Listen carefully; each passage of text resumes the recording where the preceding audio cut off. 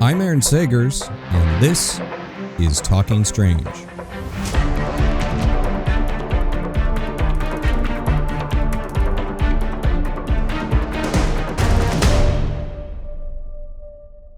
Hey there, spooky nerds, and welcome to Talking Strange, a paranormal pop culture show with the Den of Geek network. I'm your host, journalist, author, researcher of weird things, Aaron Sagers, and you can also catch me on 28 Days Haunted on Netflix and Paranormal Caught On Camera on Travel Channel and the Max streaming service.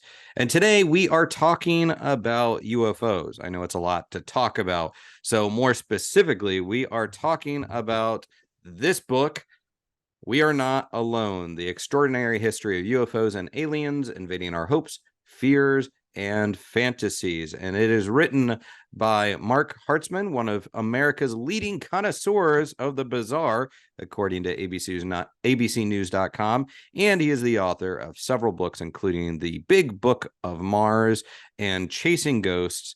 And his love for the unusual can also be found on his site, weirdhistorian.com. And Hartzman covers scientific evidence, cover-ups, conspiracies, governmental and military findings, and an overview of both well-known and little-known UFO sightings and alien abductions in the new book, We Are Not Alone, which is available now. Mark, thank you for joining me today. Yeah, thanks for having me, Aaron. I appreciate it. I guess launching into this, what was your first kind of introduction to this topic? Was it as a little kid, a little curious nerd, or did it come along a little bit later in life? Well, it definitely came as a little kid. I always liked weird stories when I was a kid, for sure. It's actually on the shelf behind me here. I bought Communion back in the late 80s when that came out as a kid. And then I had those Time Life books, those Mysteries of the Unknown series. I had the UFO one, of course, along with a few others. So the topic always interested me. Mm-hmm. I didn't really start writing about it specifically until when I was working on the Big Book of Mars. That came out in 2020. So in the a couple of years before that, I was writing about beliefs in intelligent life on Mars, and then some of the early UFO theories from the late 40s and early 50s that thought that Martians might be piloting the UFOs people were seeing, kind of in a response to the atomic age kind of flaring up and all that sort of thing. So that kind of got me going on it, which I loved. I loved diving into a little bit, and clearly there was so much more to talk about. So that led the way to writing We Are Not Alone. Yeah. And I remember seeing in the acknowledgments that, yes, you did mention Communion, but also those Time Life Mysteries of the Unknown books. I had those as well. They seemed like they indoctrinated a lot of us at a young age.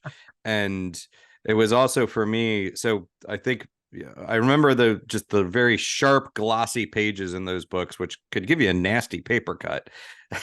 And yes. And then from there, things like Unsolved Mysteries and repeats of In Search of with Leonard Nimoy. So it seemed like we had these childhoods where it was steeped in this, but was there ever a moment where it dipped away a little bit and you were like, you know what, I'm going to set aside these weird pursuits and I'm going to be a serious person? I don't think I've ever set aside the weird pursuits. I always love the weird. I mentioned, getting into UFOs a bit as a kid. I also got into sideshows a lot as a kid. And so I pursued that avenue a lot as well, written about sideshow performers. So to me, all these are sort of on the periphery of sideshow and, ghost, paranormal, now UFO. So I love all of it. That's why it's all there on weirdhistorian.com as well. Yeah. Well, it's one thing to be into this stuff as a kid and then to bring it to when the going gets weird, the weird go pro, right? The notion of suddenly becoming this professional journalist, researcher of the weird. I know that you did Weird AOL for quite some time. What was kind of the initial professional pursuit of the weird for you? Well, I would say, definitely AOL Weird News was part of that, but that came out of doing my first few books. So all my books have the theme. The general theme is something weird, whether it's weird history. The first book was Weird Things on eBay. And then American Sideshow was the second one.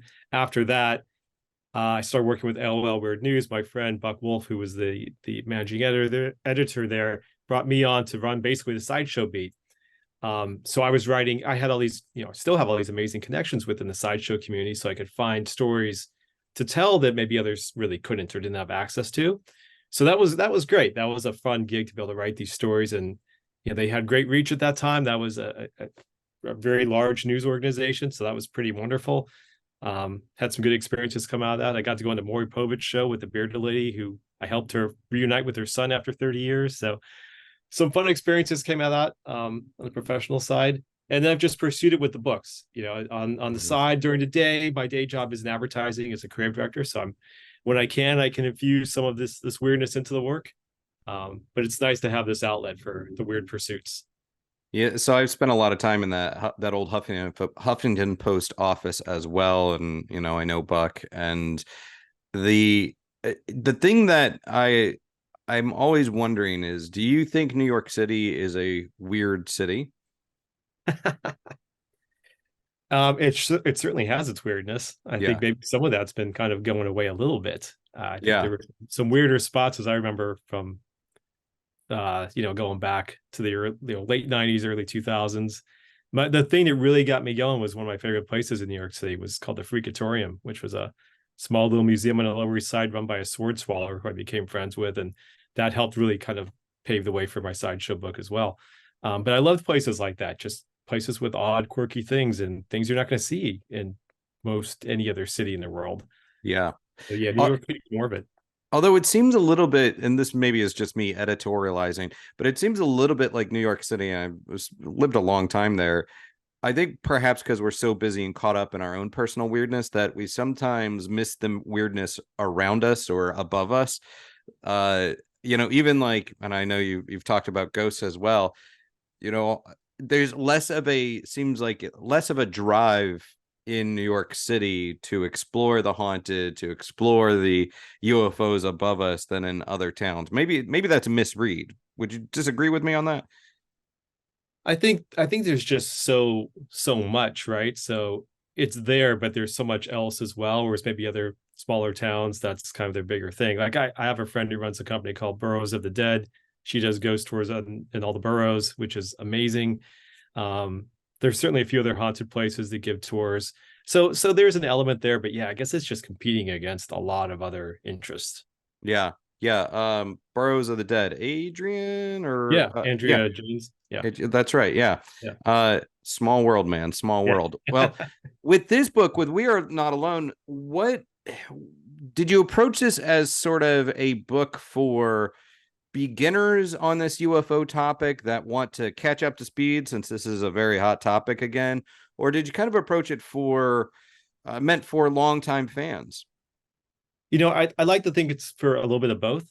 I think for beginners, I definitely think there's a lot in here that will get you very well caught up to speed in terms of the history and some of the more, you mentioned at the beginning, some well-known cases and some far lesser known cases, but also just the path and what's going on currently in terms of the UAPs and the government's involvement and the admission that there's something in our space, in our airspace that we don't know. I get into that whole story of how the New York Times broke the story in 2017 that's kind of helped get rid of the stigma around the idea of UFOs and sort of the background of that. But also just going back through when the UFOs were first really became a thing and when flying saucers entered the lexicon and the group of contactees from the 50s that believed they talked to Venusians and flew in spaceships and abductees in the decades that followed. So it kind of follows the path of that. And I think a very interesting way and filled with illustrations. You can see lots of imagery throughout the book. But also, I think for people who are familiar with the topic and have read a lot, I'd like to think there's a lot in here that they haven't either heard about before or images that they haven't seen or new information that they weren't aware of. I had a chance to interview so many amazing people, which was a real thrill. And again, covering that spectrum of kinds of people, from ufologists to historians to experiencers, abductees, NASA scientists, other members of the science community, journalists, people who worked with the government. Talked to Leslie Kane, who co-wrote the article in 2017. Avi Loeb, who's running the Galileo project. Christopher Mellon and Lou Elizondo, who were, immensely involved in everything that's going on right now. So it really does cover a wide range of topics and perspectives. And it's now time for the part of Talking Strange that we call Creepy Collectibles and Curios. Creepy Collectibles and Curios. I really need to get a better jingle at some point. Can you help me with that? Anyhow, the Gill Man from 1954's Creature from the Black Lagoon is one of my favorite Universal monsters. Actually, he is my favorite, and he's also something of a mascot for the Tiki Cocktail Monster crowd, which I am happily a part of. Hence the reason I am wearing the Creature from the Black Lagoon Tiki shirt from Geeky Tikis. So in 2023, we sadly lost actor Rico Browning, who was the underwater actor in the original Creature film. And I was thinking about needing some more creature curios in my life, and I stumbled upon this, and this is definitely a collectible for me. This is a high-quality, officially licensed scale prop replica of the fossilized creature hand unearthed at the start of Creature from the Black Lagoon. This was originally released by Factory Entertainment, and it's a 7-inch tall, frankly, it's a stunning scaled prop replica. It's cast out of solid metal, and it comes in collector packaging and features a display stand. It looks like it was actually lifted from the Amazon River, which makes you want to launch an expedition to find the rest of the creature's skeleton. But for the low price of $67 on eBay, it is priced for an entry-level collector without skimping on any fine details. So it actually is way less expensive than launching a full-size expedition to the Amazon. So check it out and scoop it up. Yeah, there's an incredible amount of interviews in here, and also a lot of documents that I don't believe we've really seen before. And I want to get into that a little bit, but this is really a rabbit hole that once you go down, you can go quite insane trying to wrap your arms around all of it. It seems like by and large we're kind of approaching this through this American lens. Is that, talk about the decision to do that and sort of where you had to focus in, and maybe areas that you wish you had had just more time to expand. I mean, I would have loved to expand for sure. There's just so much. In fact, I had to trim to get down to size for the book. But there is some that goes overseas. I mean, I definitely get a little bit in the UK, especially with Rendlesham Forest was a pretty big story, a little bit in Brazil. So I try to cover a little bit because I do want to make the point that this isn't an American phenomenon. This is something that's very global. So I thought it was important to cover off on some global instances, but I did devote more energy, obviously, toward the US. Part of that's probably just being because that's where I am, and there's a ton of material that was accessible to me. So, particularly with like Project Blue Book and the people I was in contact with. So those experiences were all based here. But if I would love to have been able to cover even more. The hard part really was narrowing down, like, what do I cover? What don't I cover? And you're right. There were definitely some rabbit holes where it's like, oh God, if I go down here, that's going to be another, that could be another 10,000 words, which I don't have the space for. There are definitely some stories about, beliefs in terms of like reptilians living among us and, working beneath ground and firefights and all these kinds of things, which I opted to stay away from that in particular, just because if I started going down that path, I didn't know where else it might lead me, and I had to kind of steer myself back on course with other material that I felt was maybe more of more interest at the moment.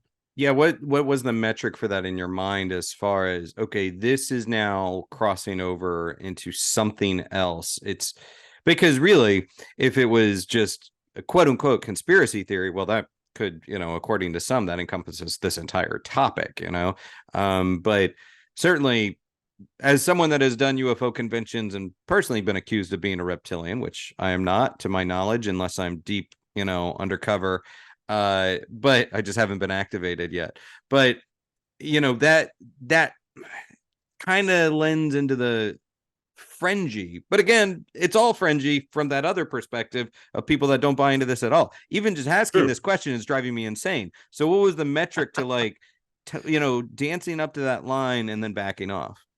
It's a good question. I mean, I think part of it was just, okay, well, how much credibility do I think exists within the story to even touch it?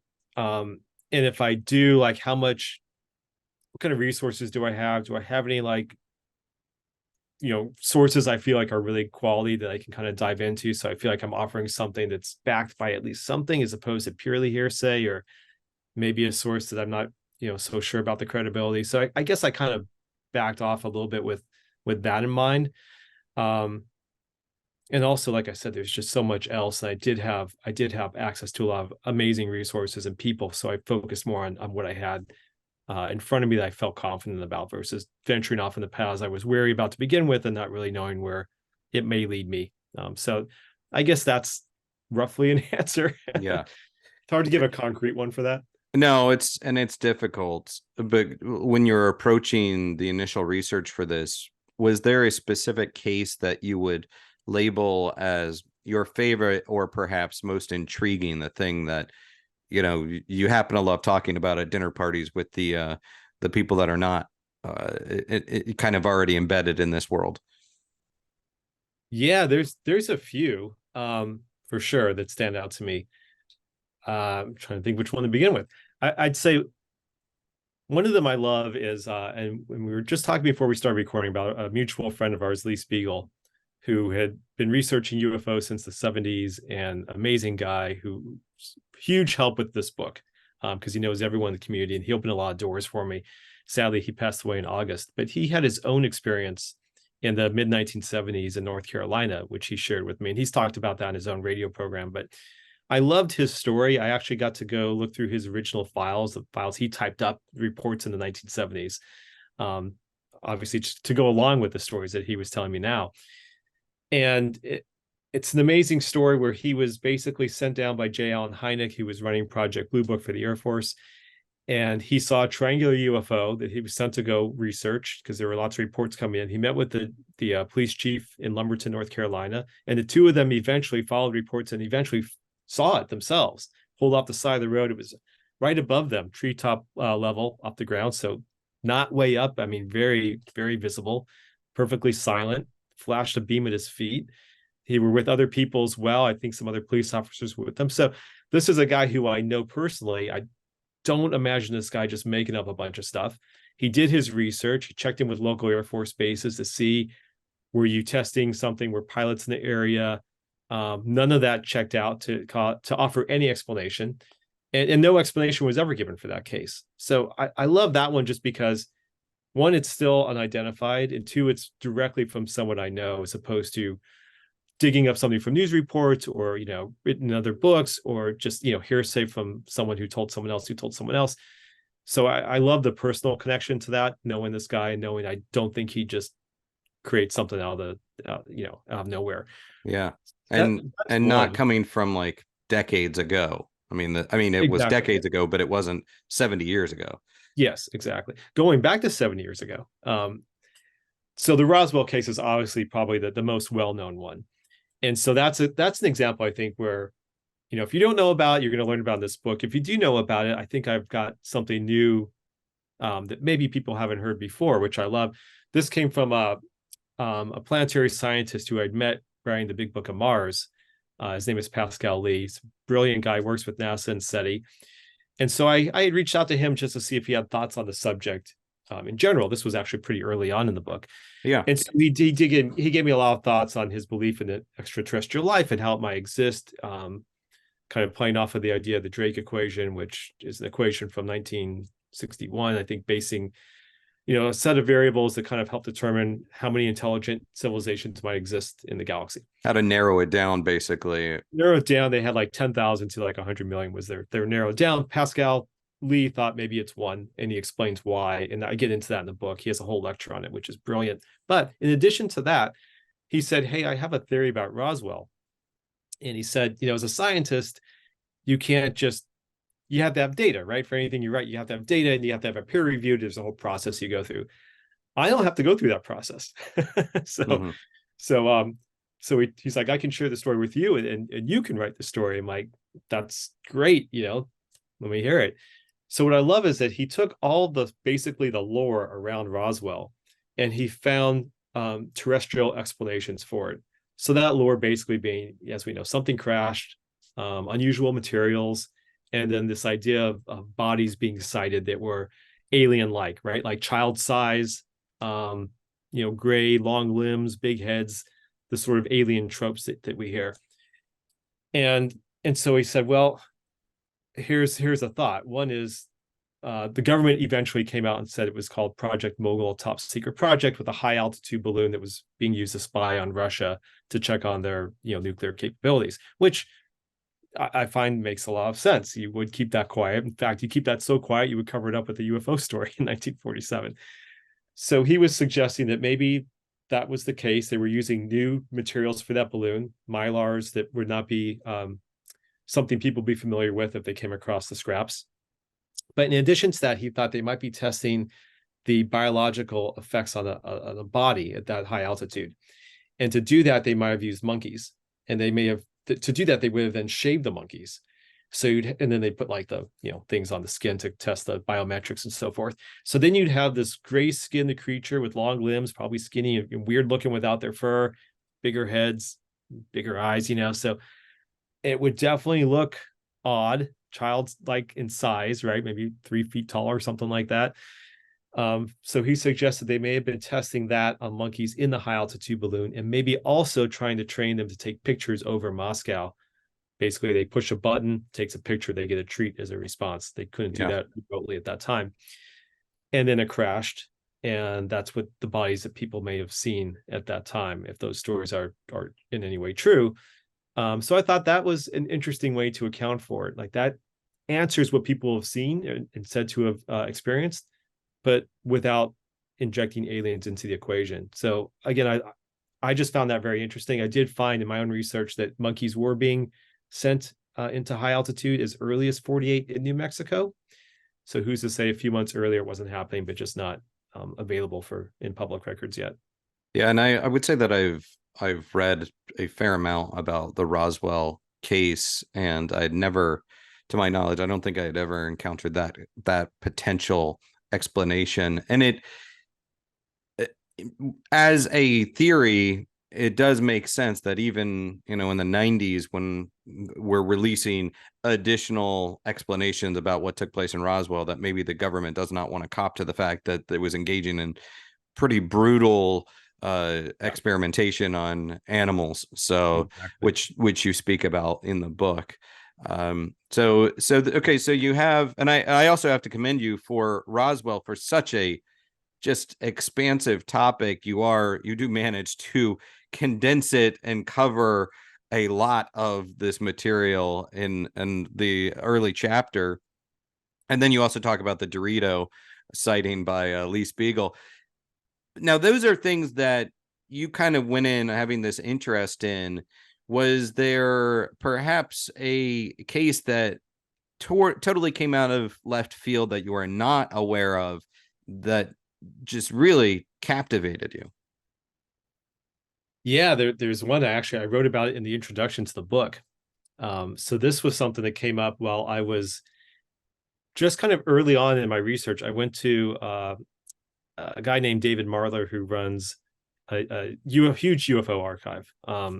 It's massive. He's got multiple collections from history. So people have donated. He's got the original Project Blue Book files, like the original record cards from Blue Book, and I actually have photos of some of those in the book, which was great to have the physical thing to actually share. I love all that ephemera. And he's got everything. He's got, hundreds, if not thousands of books and massive, file cabinets just packed with case files, all kinds of multimedia. So I was going through lots of his materials, and he was really generous sharing his knowledge and thoughts on things with me as we're going. And I mentioned I was driving up to Roswell on that same trip because it's about 3 hours away. So of course I'm going to go to research there. So he told me about a guy that he'd come across a few years earlier who had an experience in New Mexico, in Hobbs, New Mexico, but now lived in Roswell. And he was about 8 years old at the time. This was 1964. And it was just a pretty obscure little case. It did get some media coverage in 64. But the guy never really talked about it again. He spoke a few years later to James McDonald, a UFO investigator, a professor, physics professor. So he really hadn't talked about since like the late 60s until David Marler met up with him a few years back. And then I got to talk to him in Roswell. So Dave put me in touch with him. He said, hey, this guy's coming to Roswell. Would you want to meet with him? So he did. And so I got to hear his story, which was basically, like I said, he was about 8 years old. He was playing outside of his grandparents' laundromat, just in the back lot. And he sees this thing from across the street, just a few stories high, looked like a top shape, black top shape. And he was seeing it, and he would kind of move to the left. It would move to the left. He'd move to the right. It'd move to the right. And then as he's doing this back and forth a few times, interacting with this thing, it shoots over to him right above his head and belches flames all over his head. His grandmother had just come out and saw it, and he was burned basically from like the chin up. And she rushed him to the hospital. There was a burn specialist there who treated him right away. When I saw him, he looked fine. He had fully recovered, but he talked about how awful it was at the time. Like I said, it was covered in the newspaper. The FBI came and investigated, found no evidence of what this thing could be. There was nothing left that offered any reasonable explanation whatsoever. So that was a really odd case. But what made it even more interesting is, as Dave Marler was telling me about it, because he had looked into this after he met with this guy, and he discovered a rash of other sightings around just before and after this one in 1964, a lot in Georgia and North Carolina, where it was just happening. Top-shaped objects were doing the same kind of thing, belching flames over people. There's another story of a guy whose arm got burned in his car. I think it was happening on Tuesday nights randomly. Why? I don't know. But I kind of get into that whole thing of like, it's a mysterious phenomena and we don't have answers. And this was a great example. But that was one, that came out of researching one thing and talking to someone, you learn about something else. And then you have the opportunity to meet that person, and you go down that path for a little bit. So I love when that kind of thing happens, but that was definitely one of my favorite, I think, obscure stories I got to bring to light.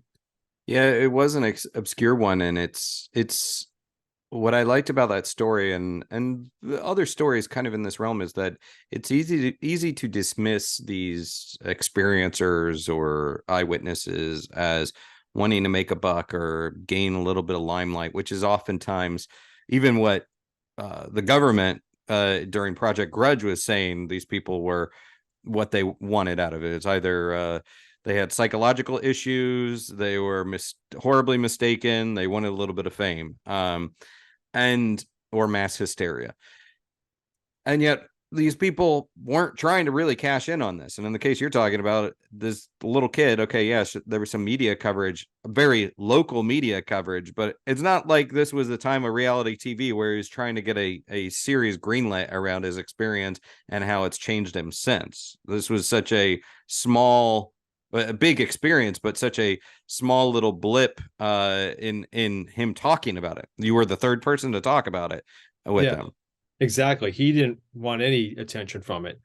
And he's like, I just put this on the back shelf of my mind. He said, it's not like he said it was a UFO and aliens did this to me. He basically just said, I don't know what it was, but something weird happened to me. This is what happened. And I don't know what it was, and no one else does either, but it happened. And completely sincere about it. And yeah, you didn't have any sense that this guy was trying to make something out of it. And certainly he wasn't looking to make a buck, or he tried that long ago. As a journalist, do you find that it's easy for you to maintain that balance of skepticism versus cynicism? I mean, being open-minded when people tell you a story and asking the follow-up questions, as opposed to someone saying, a lizard man carjacked me, and then you just automatically going to, well, or you're just crazy. It's because I'll be honest, because it's even something that I try to remain open-minded about, but you occasionally get those stories where like, okay, that's a little bit out there. How are you with that balance of skepticism and cynicism? I like to think, I do keep an open mind. And I like to present it in a way, I really try to I believe I wrote this book in a way where I have no agenda, and I'm not trying to skew you one way or the other. What I like to do is present the material in the best way I can. And oftentimes when I can, here's what happened, here's a possible explanation for it. Or if there's no explanation for it, leave it up to you to decide what you want to believe. In some cases, yeah, there's some things that might sound overly absurd, and maybe I walk away from some of that. But in some cases, I'll give you one example where I thought there was a good reason to include something that I thought was maybe a little bit much. But I had met with a woman who claimed to have had multiple abduction experiences and multiple hybrid children through aliens. And on the surface, that sounds like that's a big story. Like, okay, maybe, but maybe a tougher one to buy into. But what I loved about it was, one, again, very sincere about all of this. I don't believe that I do believe that she believes that all this happened, I should say. But what I love is that she was also a camera woman for Baywatch. And so she was often late to Baywatch because she was having these experiences. And everyone on the crew production knew about it. Like David Hasselhoff would ride up to her at the beach, like, oh, did you get abducted again? Like, she was telling me this stuff, it was great stories. And she told me at one point, she got there late. The producer said, come on, hurry up. We got to get you down to the beach. You got to see what we've got set up for you. And they had a bunch of radio telescopes all over the beach, and they were filming an episode about an alien abduction. So what I love is, like, whether her story is true or not, and I'm not trying to say it is or isn't, I'm just presenting what she shared with me, which I think is fascinating. But I love that either way, it's been presented in pop culture. It's a part of pop culture now in the form of a Baywatch episode that's out there, which I just thought was kind of fun. Like, most stories don't get that kind of treatment. Yeah, and it's kind of cool. And it crosses over to a level of I don't want to say necessarily validity, but somewhat verifiable when it is then part of pop culture, but also part of her workspace. I mean, whether or not it actually happened, she believed it happened and was talking to other people about it, and they were responding to it. Yeah, and something happened. There was clearly something going on based on her own experience. Yeah. When you talk to, you have, like I said, a lot of fascinating interviews in this, and some folks I've had the fortune of speaking to, like Avi Loeb and Leslie Keane, and I also know you speak to Lou Elizondo. And with these interviews, and maybe not them specifically, but when you're interviewing people, even people that are very esteemed and very well regarded, is there that potential danger of getting too close to your subject matter to the point of losing kind of that objectivity? Both, I mean, let's face it, when you're putting millions of dollars into a project to search for life out there, whether it's SETI or Galileo or whatever it is, do you think there's that potential where you get too close? Again, I think that as long as it's presenting like this is what's happening and this is what that person is doing and why, I think that that's okay. I'm not saying like, and therefore we'll have an answer in a year, like, because I don't know. Because you're right, that doesn't mean that anything's going to come out of it. But what I love about, I'll just take the Galileo example because I think that's the last one you gave, but that's a particular case that I find so interesting. Because of, I guess, what's around it and sort of the turning point that to me it represents. So that's a case where I think maybe it's not worried about getting too close to the subject, but more about, I think, what his efforts represent. So to me, Avi Loeb is such an amazing guy because he's obviously got these incredible credentials behind him from a scientific perspective. Brilliant man who's written a ton and has Harvard behind him. And now, because he's got such an open mind to think about things, and he suggests that maybe Oumuamua, which was the interstellar object that flew through the solar system in 2017, since it didn't align with anything that we know in terms of like comets or meteors or anything like that, maybe it's something else. And maybe that something else is some piece of alien architecture. And then, again, just be open-minded that could be what it is. And so because he then wrote Extraterrestrial, which was a bestseller and attracted a lot of attention, got lots of donations. So now he could afford to collect his own data and have access to equipment. And because of that, because of his credentials and the donations he got, he attracted more than 100 scientists to work with him. And that's kind of where I'm getting at, like a turning point, because there was always this stigma that I think kept scientists away from studying the subject because of people like the contactees who said they met Venusians. And, the whole term of UFO is stigmatized, which is why we have UAP now. So here's a sudden turning point. Attitudes are shifting. UAPs are of interest. The government's looking at it. The idea is, I think what's great about what Christopher Mellon has done is he's talked about it as a matter of national defense. Why don't we know what's flying overhead? That's a totally valid question. Whether it's UFOs or not, we should know what it is. And so with someone like Avi Loeb attracting scientists, suddenly you're having that serious exploration, scientific exploration of a phenomenon that we don't understand yet. And so maybe because of that, we can collect data and actually understand it. And what would we know now if people had done that, 30, 40, 50 years ago? Mm-hmm. We might know a lot more now. So I love the potential of what could come from what he's doing. And I think, again, it took someone like that. It took the circumstances around where we are now to make all this stuff possible. Do you think that these other groups that are doing this kind of research are also necessary because of, let's face it, we're in a very divisive time politically, nationally, culturally, globally. And there is, I think, regardless of where you are on a political spectrum, there is sort of this widespread distrust of the powers that be. Do you think that these other groups kind of stepping up and doing this research is necessary from that standpoint? Because maybe people will be less likely to trust congressional hearings and the information flowing out of the federal government. I would say there's probably always going to be that issue, right? Like there's always mistrust, I think, of government. Yeah. Certainly we're not in a great spot to make that any better, it seems. It is interesting that at least they're actually talking about it openly. The fact that they're holding hearings is definitely a big step forward. But sure, I imagine people will question what they hear from it, but it is at least a step in the right direction. And interestingly, one thing that maybe, both parties can agree is worth discussing, that's been of interest. But I do think, having actual scientists collecting data. It's great what NASA's doing, and they just released another report today, but you have the serious scientists that people, I think, are more likely to trust what they find looking into it. And again, I'm excited to see what we might learn. If it's aliens, that's going to be obviously an incredible revelation, right? But even if it's not, that will still be amazing because we'll still learn something new about our own world, whether it's some new aspect of physics that we just didn't know about yet, or whatever it might be. But there's something to be learned, and I think whatever it is going to be incredible for all of us.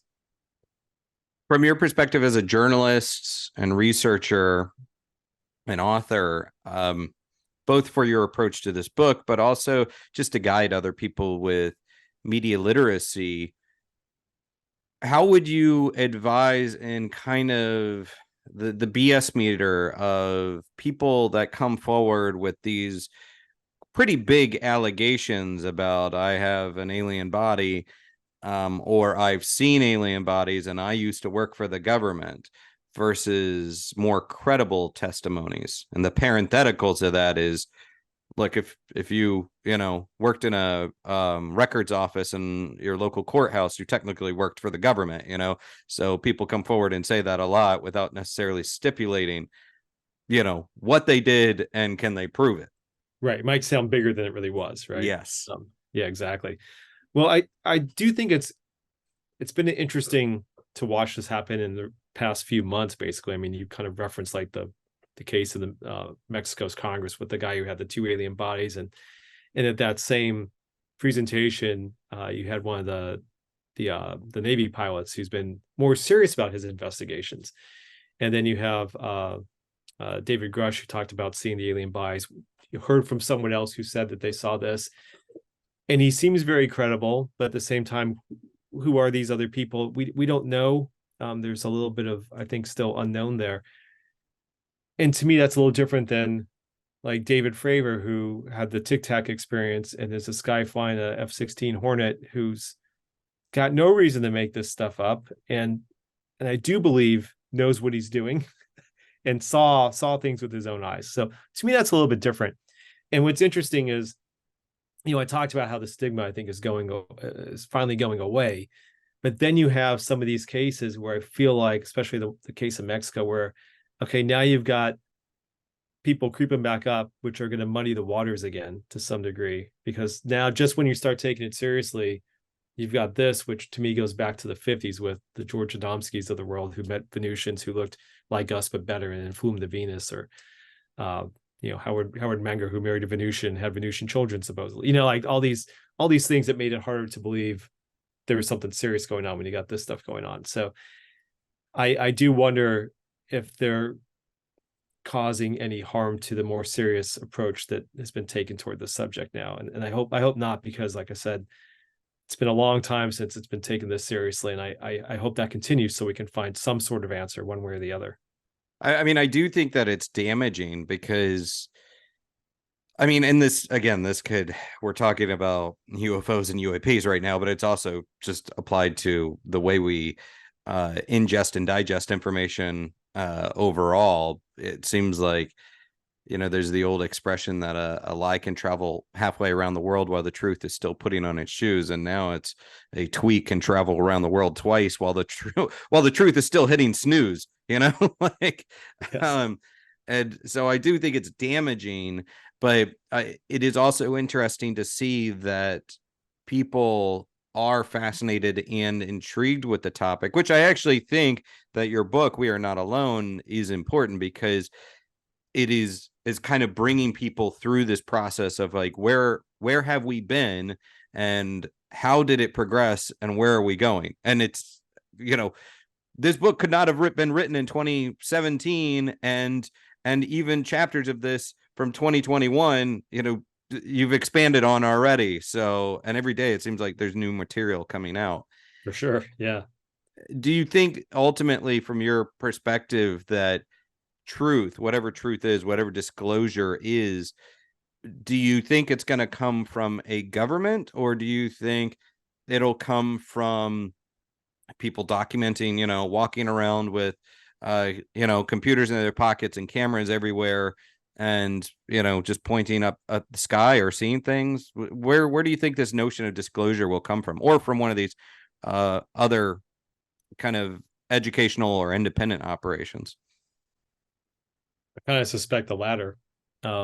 Honestly, it seems like the best chance to find something tangible that's everyone can agree is for real. It'd be great if someone captured something. That's the thing I think Neil deGrasse Tyson always talks about. There's like a billion phones in everybody's hands, so why don't we see something good from it? That'd be great to see something that was irrefutable. It hasn't happened yet, so who knows? Maybe it will, but I don't know that the government's just going to come out and say, okay, you're right. We do have flying saucers in Area 51, and here's the bodies that you heard about. It's hard to imagine that happening.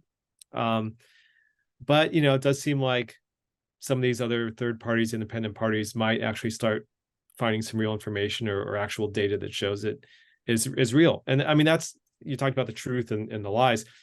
The truth just takes time, especially, from a scientific perspective. And I have a comment in the book about the fact that people, it takes time to learn and understand, and science takes time, and people don't like to wait for that. So we fill in answers on our own. And when we don't know, the mind goes to, what it can imagine. And that's often an alien or a UFO. So who knows? Again, maybe it turns out that is the case. I mean, there's certainly, I think, a lot of intrigue around that. I mean, there's exoplanets discovered constantly. There's, I think, more than 5,000 been discovered in the past few decades, which is remarkable. And some of those being in a Goldilocks zone where they could host life. So could that have developed into something intelligent like ourselves? And over the course of time, the timeline that we're on, and found a way to get here and traverse those long distances? Who knows? But I feel like we're getting close to the answers with that. So yeah, I think something may come, but I think it'll be more from the scientific community discovering one way or the other what's going on. I do like what Avi Loeb is doing. I mean, looking for these kind of techno signatures, these artifacts of technology. I'm fascinated by his search with that. For you, well, first off, have you seen anything in the skies? I haven't. The closest I think I came to seeing something was actually when I went to New Mexico to start researching this book. And I was kind of in a remote area outside of Albuquerque, staying at like a Airbnb type of place. And like 10 o'clock at night, I just gotten back to the place, and I thought I'm just gonna look up at the stars because it's a beautiful sky here. It's not like it is here in New York. I'm out in New Mexico, and I just want to just gaze at the stars for the sheer beauty of it. And so I see like something up there, like tiny pinpoint size like the stars, just going like this. And I'm like, I literally like rub my eyes, like, like, are my eyes tired? Like, what is that? Like everything else was still, and this was just zipping all over the place, just kind of in one area, but all over the place, which I honestly don't know what to make of what that was. Nothing seemed to make any sense with that. I didn't know if it was my eyes or my brain playing a trick on me, but I saw it that night, and then the next night I saw it again, like about the same spot, just looking up. So that would be the one thing where I thought, like, am I seeing something? I don't know, but nothing like what Lee Spiegel saw, that's for sure. Yeah, it's such a moment of I didn't grow up in New York City, but having been out to Albuquerque, having just recently I was out in Utah and Nevada, and when you're out in that and you're under those stars, you're looking at the expanse of the galaxy and you're seeing something moving around up there. I feel like such a dumb city boy because I'm like, is that? Because I do want to believe, I do want to have those experiences. And I'm like, no, that's probably just a satellite, or no, that's just a plane. But that moment of, could it be? Is it? The New York City boy out in the wilderness seeing this thing. There was one of those shows, I forgot what the show was exactly, but Ben Hansen, who's has I know show. Ben. Yeah, he's great. So he's in the book. I forgot what the show was, but he was with a few guys. I think one of them, I think a few celebrities or something out in Utah, and they're looking up. And Ben's really smart, and he knows what's what. Like he knows what he's seeing when he looks up. And some guys had the same kind of response. They're like, "Oh, there's something." Ben's like, he's got his iPad up with like the flight pattern. He's like, "No, that's a plane traveling from here." He's like, knows exactly what it's like. Oh, you ruined it for us. He's like, "Well, I'm just telling you, like, that's identified. That one's not unidentified." I can tell you right there. And I'll let you go in a minute, but I'm curious, is this still fun for you? I mean, after doing all the research, yeah. Oh, I love it. Yeah, to me, all these books have just been such an amazing journey.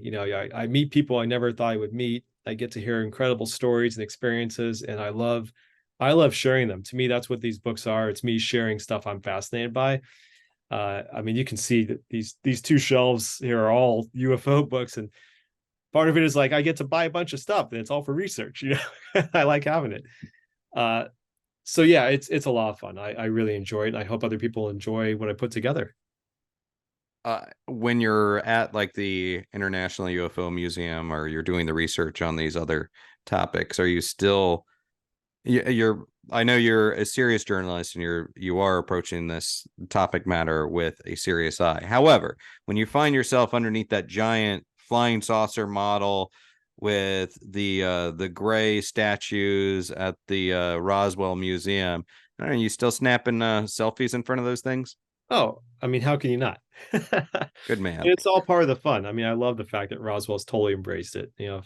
Anyone watching, if you haven't been to Roswell, they've got like a 20-foot alien holding up a Dunkin' Donuts sign, and a McDonald's shaped like a UFO, like a flying saucer, and all the street lamps are alien heads, the classic, alien head with the big eyes.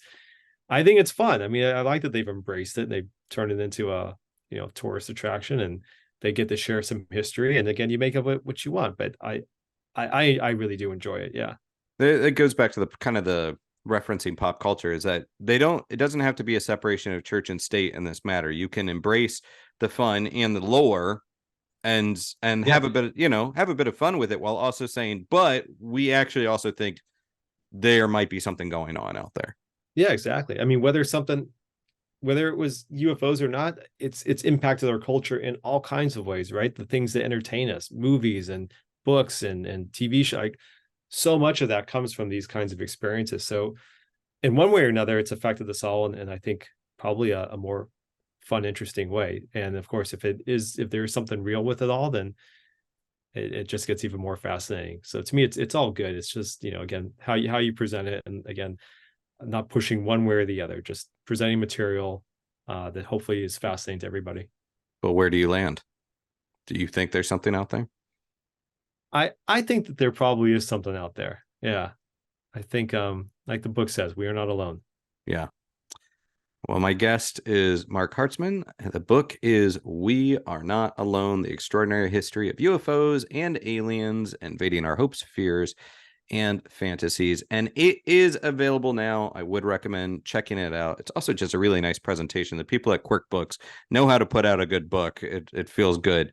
And Marc, thank you so much for your time today, my friend. Yeah, thanks for having me on. This was great. Appreciate it. This was a lot of fun. And I am Aaron Sagers, and that's it for me in this episode of Talking Strange. Until next time, be kind, stay spooky, and keep it weird.